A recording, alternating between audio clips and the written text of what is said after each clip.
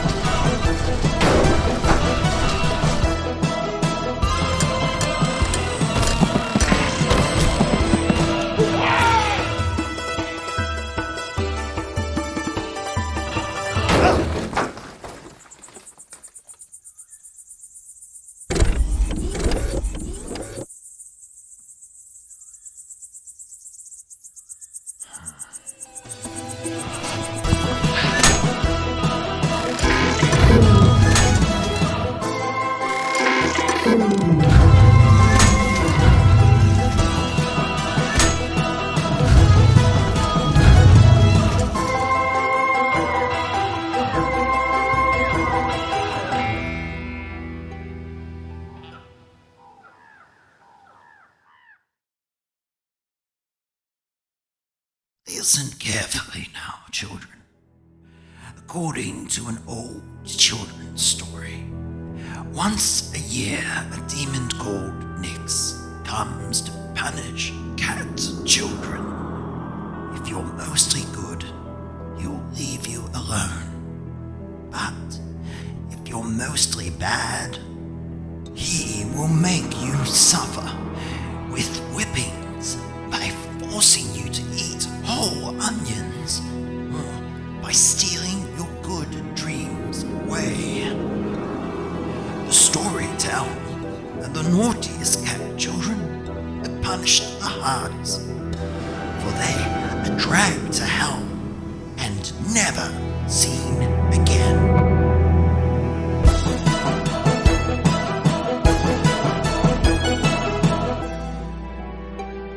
The Cat Homeworld.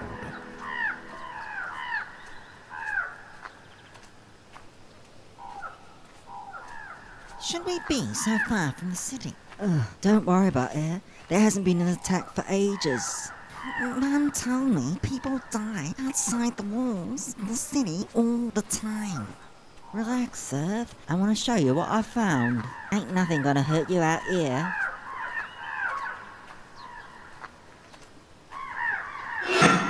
See? Over there. That's why it ain't no robots here. Someone or something's killing them.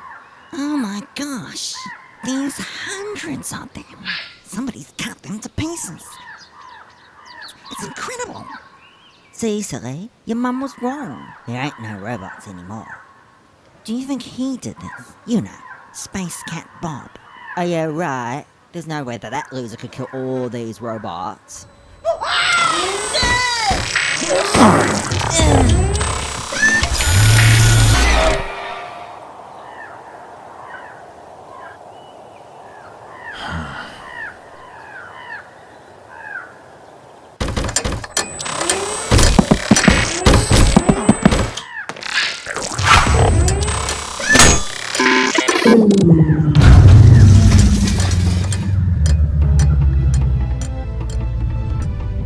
Wicked.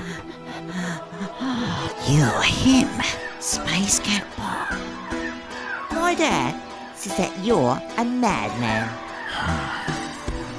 You kids get lost and don't come back. The cats fight the robots.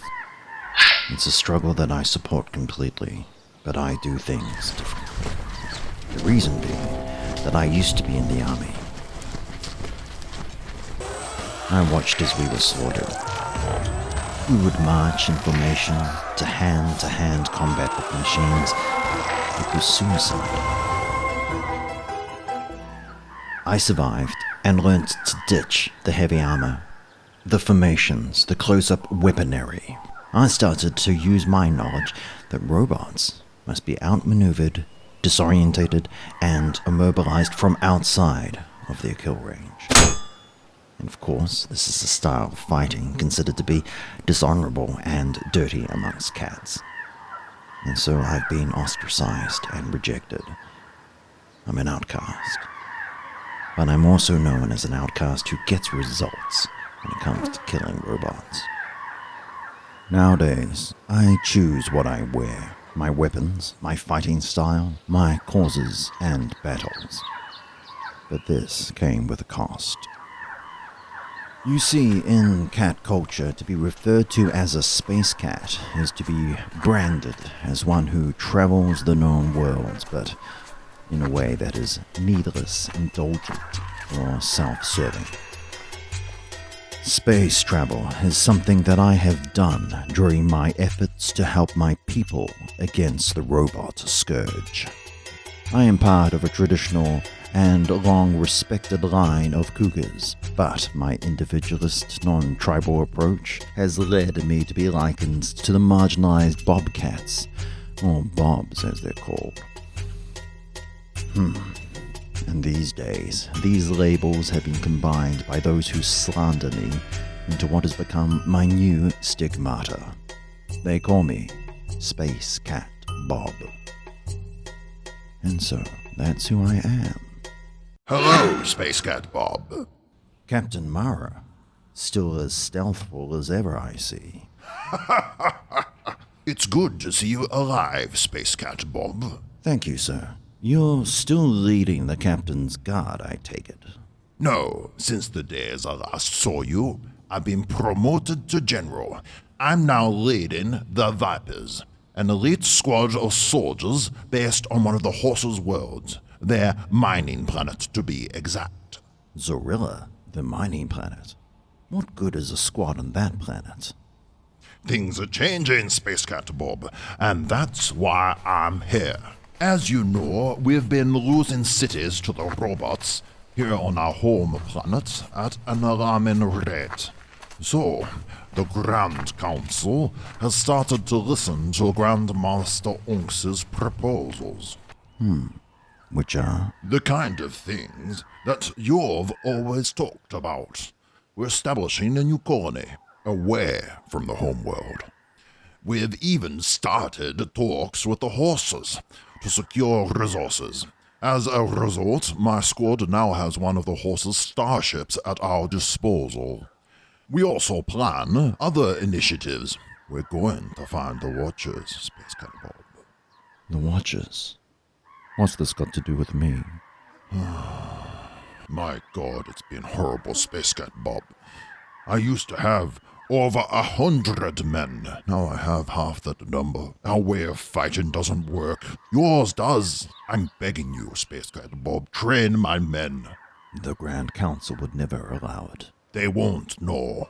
I'm off the homeworld. My men live and die by my decisions, not the Council's. Please help us. For 3 weeks you'll be in charge. Train my men on the horses' mining planet for that long, and I'll transport you anywhere you want, any planet you desire.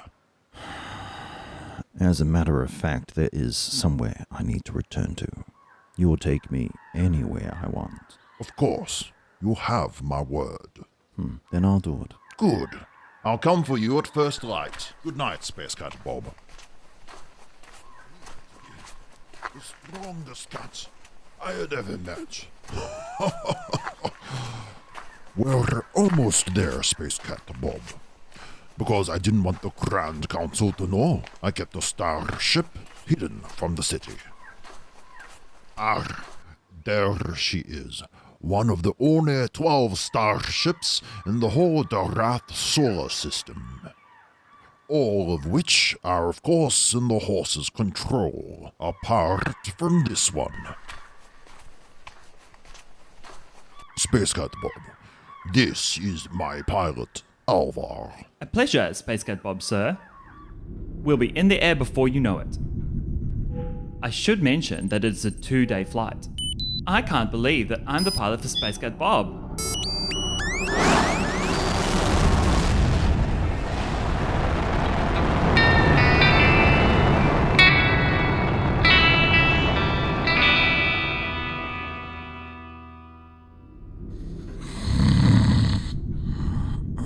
Sleep well? Look, I'm sorry, but I am just dying to ask you so many questions. Such as?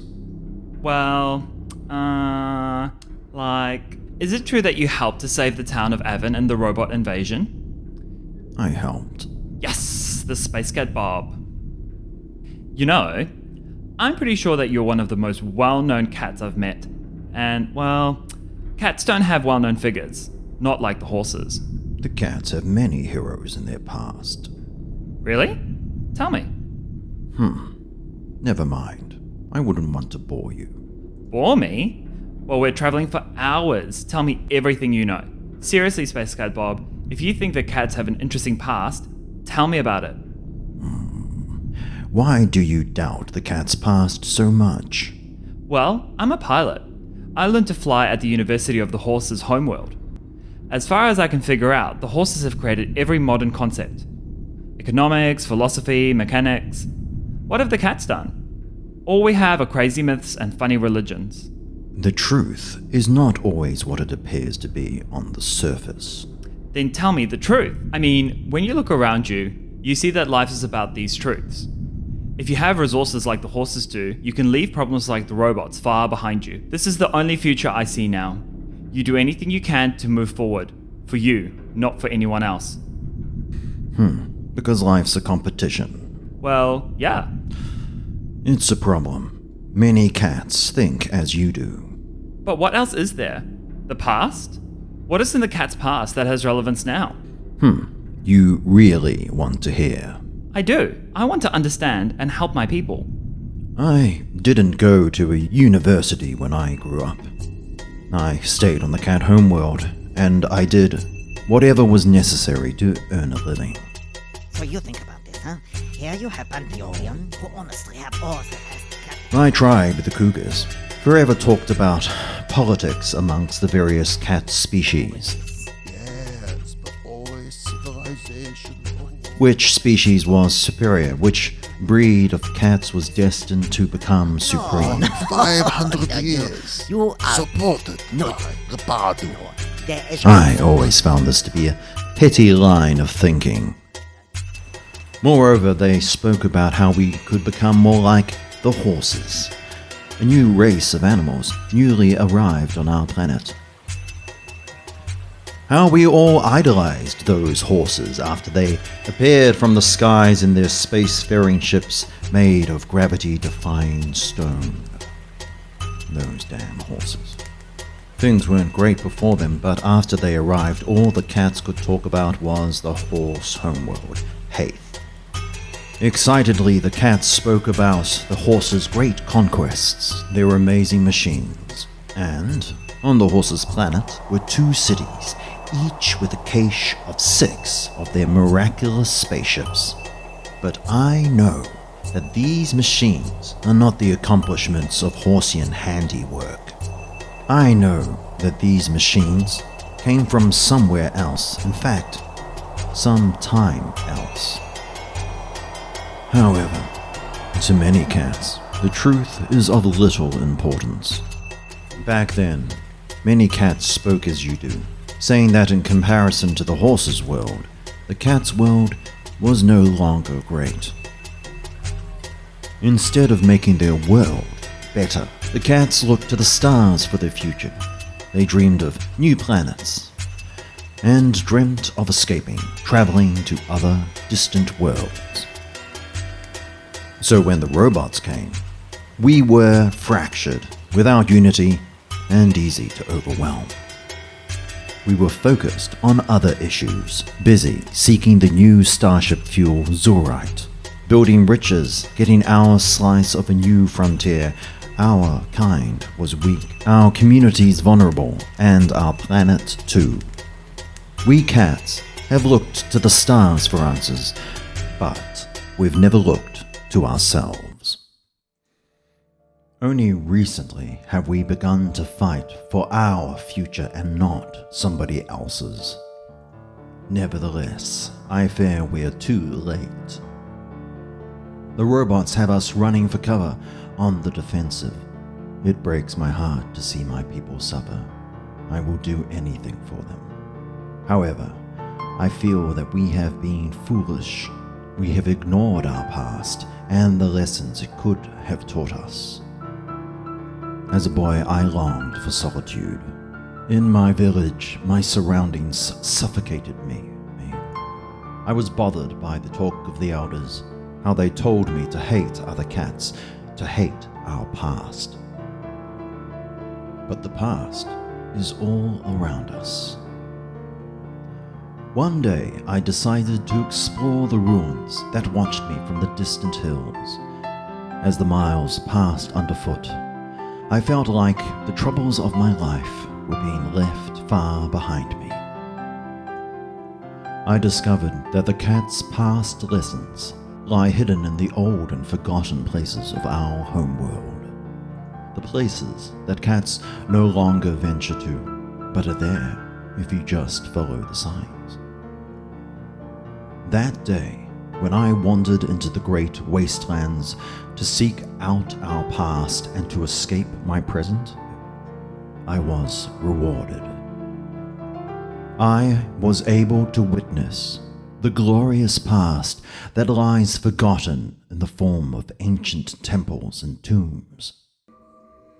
Life would never be the same for me after that day.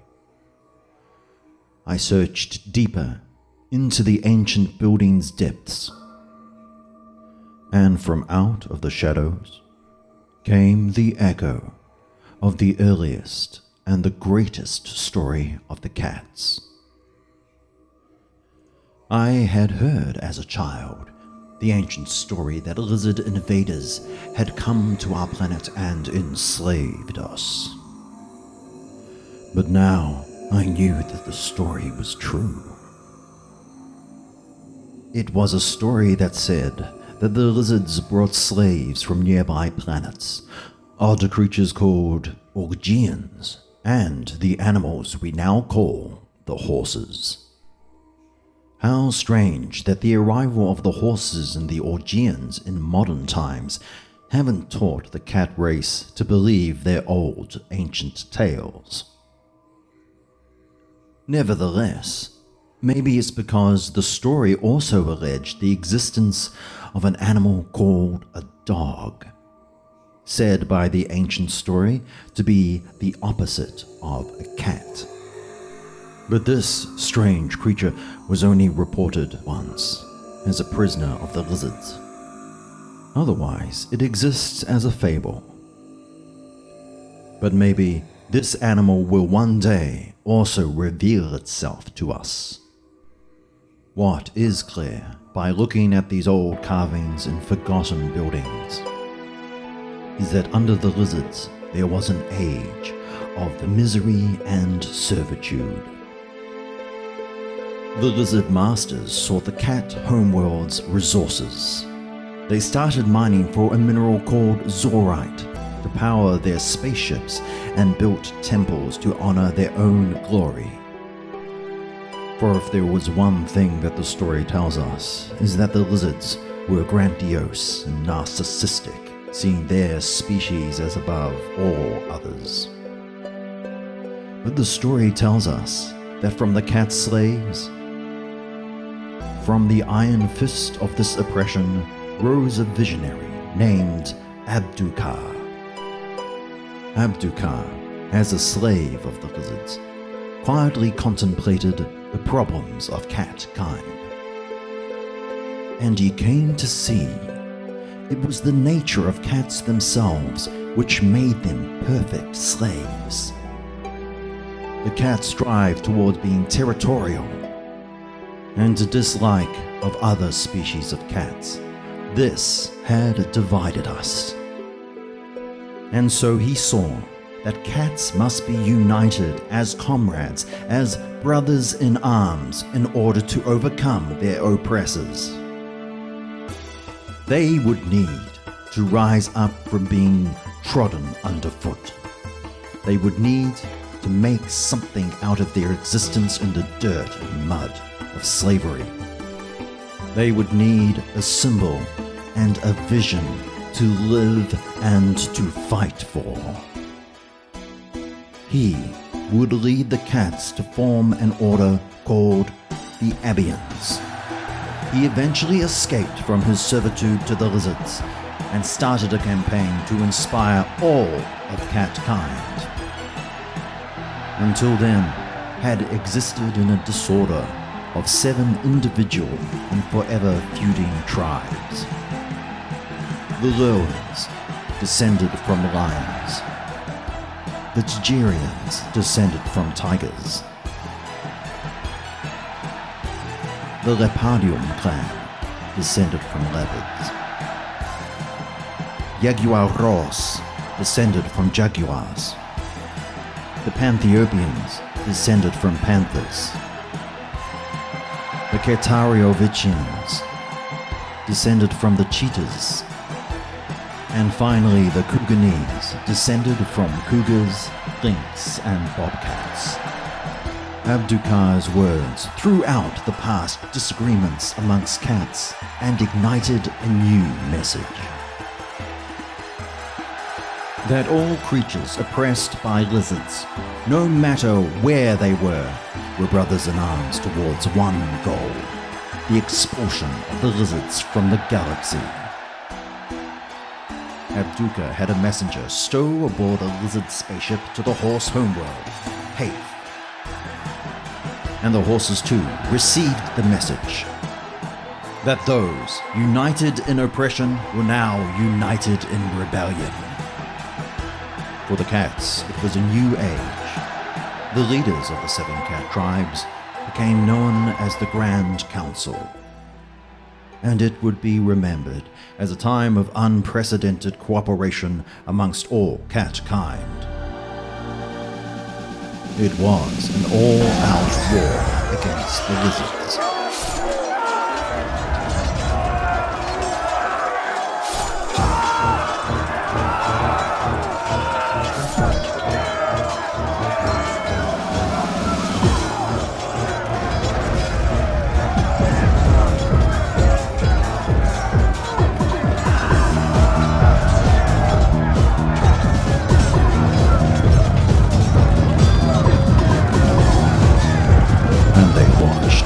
Cities burned. Their centuries of empire building lost in one hellish moment of catapult fire and flames. And so, their ships filled with as much Zorite and slaves as they could carry, the decision was finally made. To evacuate the colonies. Soon, there were no lizards on the rebels' homeworlds, and thusly, the bridges between the worlds of the Augean creatures, the horses, and the cats were closed. But the price of freedom was high. The lizards took many slaves with them, and left the natives' planets in ruins. On the cat's homeworld of Pantheonia, and on the horse's homeworld of Haith.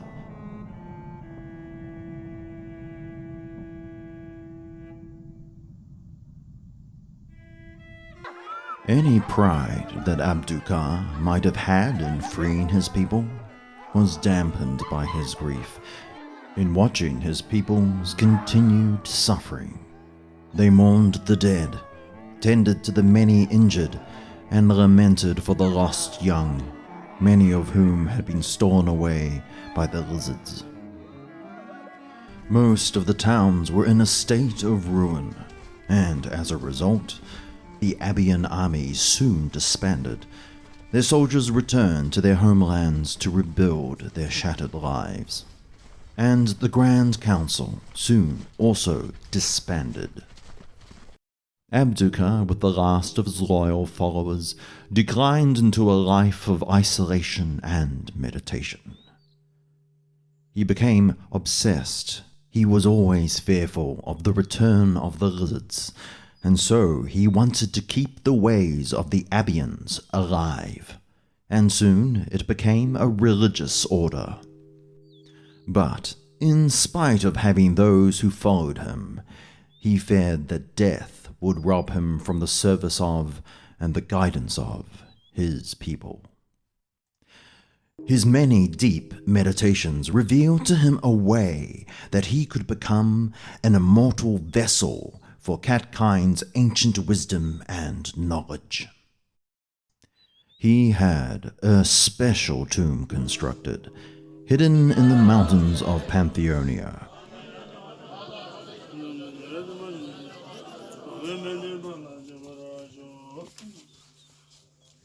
One night, his monks accompanied him to this tomb, and they carried glass flasks of tar. That night, they held a solemn ceremony. Chanting their mystical mantras, they journeyed the thousands of steps to the tomb's sacred chamber. A chamber that looked across the mountains of Pantheonia and into the vast heavens of the night skies. And then they began a ritual to move him from his temporary physical form and into an infinite spiritual one. While he was deep in meditation, his priests coated him with the thick black tar. Once his whole body was covered in the tar, his priests sealed him into the crypt, to be alone forever. They journeyed down from the tomb, and they swore an oath never to tell anyone of the tomb's location, and to never journey there ever again. And so, time passed. Minute on minute, day after day, year after year. The tar slowly dissolved and absorbed his physical being. At some point, Abdu'l drifted out of that state we know as being alive, and into something else. Eventually, the tar removed his flesh completely, and it drained away, leaving his soul residing in the minerals of his bones. Abdu'l's skeleton sits in his tomb even today.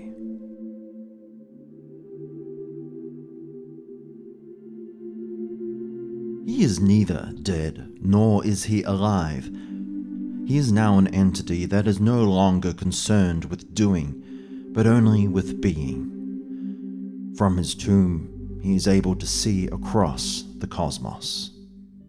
He remembers the toll against the lizards, the lessons learnt, and he records the events of catkind over the unfolding ages. As he had planned, he had become that immortal vessel for all of catkind's wisdom and knowledge. Meanwhile, his followers, the Abian monks, had been waiting patiently over the passing years, all the while meditating on their master's mantra with their minds open on the astral plane, till one day, one of the monks heard a voice come out from infinity. It was Abdu'l.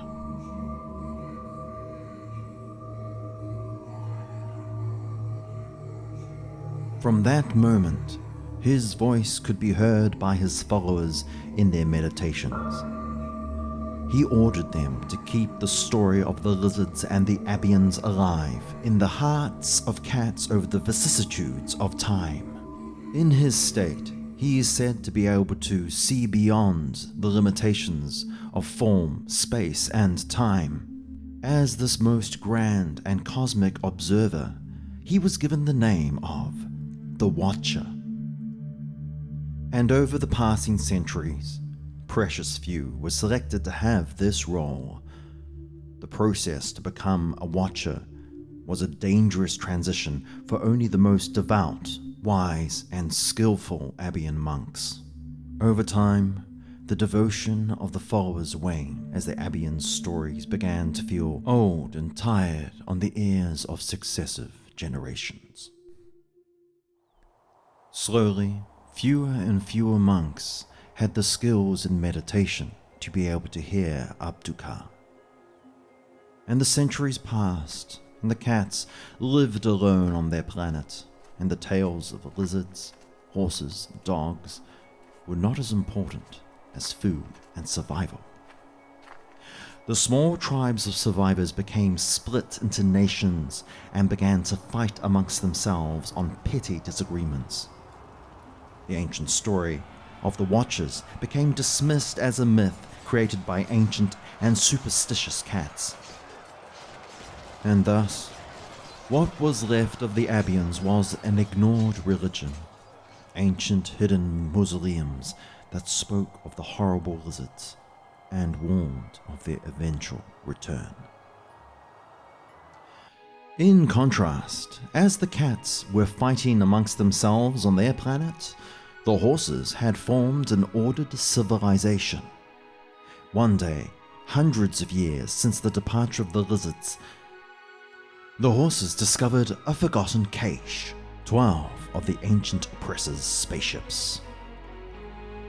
From the educated and ordered civilization of the horses came many great thinkers and academics, and one was the great horse Pachyceres, a genius who painstakingly decoded the Lizard Codex, and soon unlocked the secrets to using the great lizard spaceships.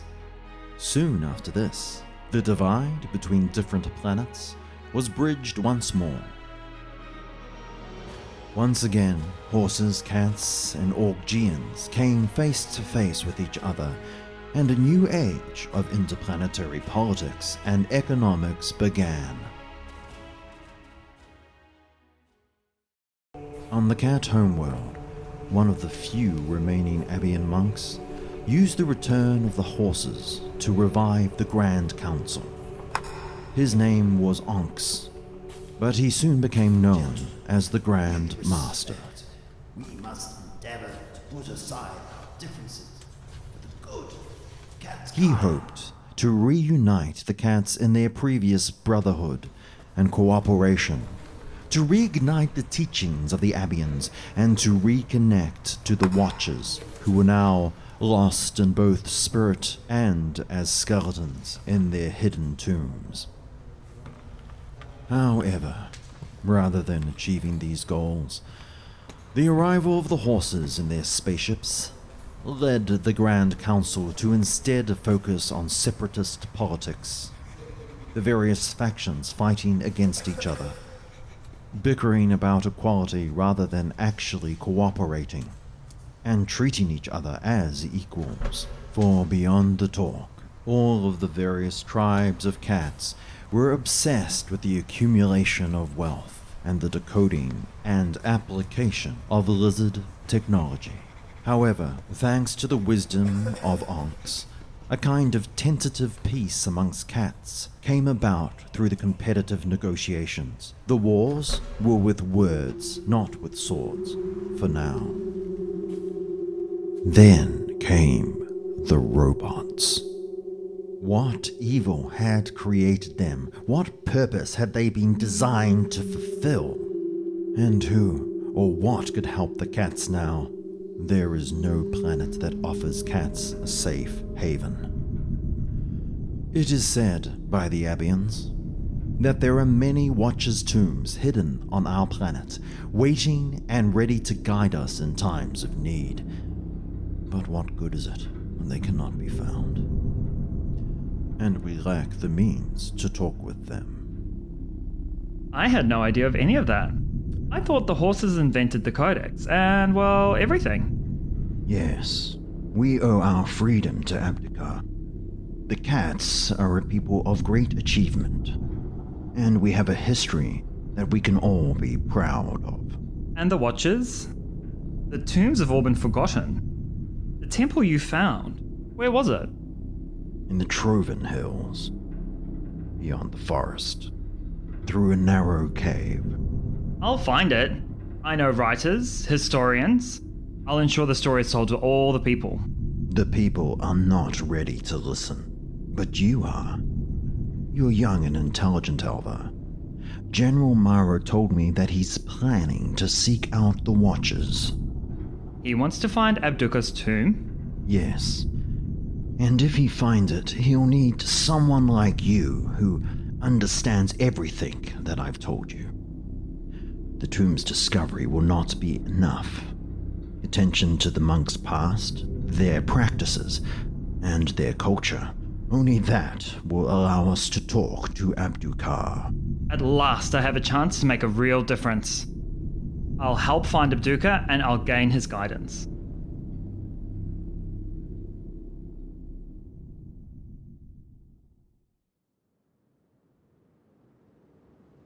Now, children, let us continue our story. Far from the horses' homeworld, they had discovered a new planet which they used for mining. And the horses had named this new planet Zorilla. And on that planet was the city of Edessos. Now, Edessos was a busy city of work and trade, and it was on the edge of the planet's vast and endless wastelands and deserts. For indeed, Zorilla is a very inhospitable planet. Now the city is a hub for the planet's mining operations in their search for Zorite, the exceptionally precious starship fuel. And this particular day, the city's leaders were taking an afternoon to unwind in their quarters. The commander-in-chief, Rinshaw, and his right-hand horse, Nispa. It seems rather generous. What is? Hosting the cat squad in the city, feeding them, giving them valuable transport. Running an empire, Nispa, is much like this chess game. You see how I cover my rook, defending it from attack. You do call this a rook, right? Oh, I know, you probably call it a castle. Anyway, the next moment, the rook is sacrificed for the greater good. Therefore, the cats gain a measure of the horse empire's support until their purpose becomes clear. Oui, but the starship represents a sizable investment of our planet's resources. Do you think the Emperor had considered that? Nisper, A starship is nothing without fuel. And should the cats defeat their robot enemy, their weakened nation, hungry for trade, will gladly open up their lands for the mining of precious fuel. And at that point, they'll remember the horse's generosity. The cats defeating the robots, this seems unlikely. Nispar, if you're to one day outrank me, you're gonna need to stop these comfortable assumptions. Anything can happen. Anything. Say like if the robots start to target the horses as well. Then the cats will serve as a pawn in our defense. Checkmate. Qui serait? Sir, a drone has reported that the Viper's ship is about to land. The ship is carrying a new visitor on board, sir. One Spacecat Bob, sir. A combat consultant. Spacecat Bob, eh? Very good, Lieutenant. You may go.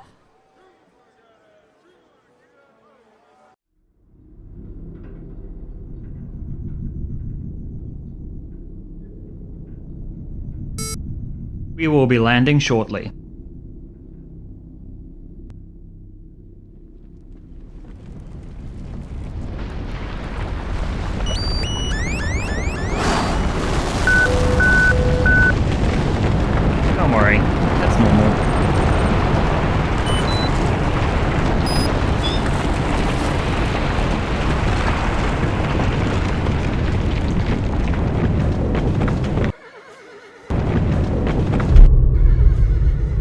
Holy creepers.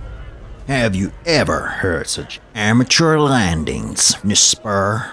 These cats. I'll have you meet the men when we arrive. I want their training to start immediately.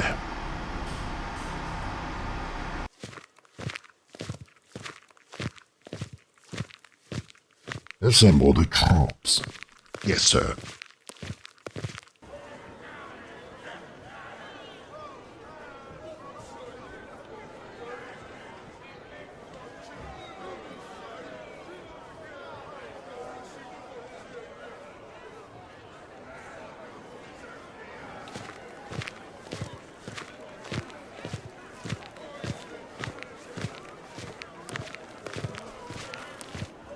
Soldiers, I have an important announcement to make. It's the drone from the new colony. Mara, where is this new colony again? On the planet Auridia, Alvar. What is the drone doing here? I'm not sure.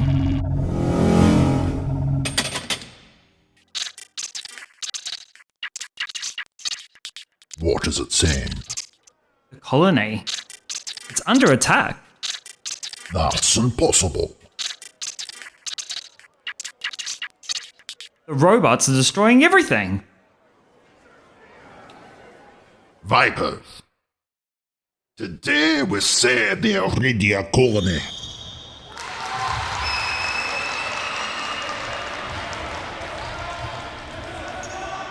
Every man aboard the ship. We leave immediately. We cats always hope that life will be coherent, a smooth succession from achievement to achievement, from success to success. We have an intention to be the authors of a journey in which we are the architects of a world that bends itself readily to our will. But destiny does not always care for our good intentions.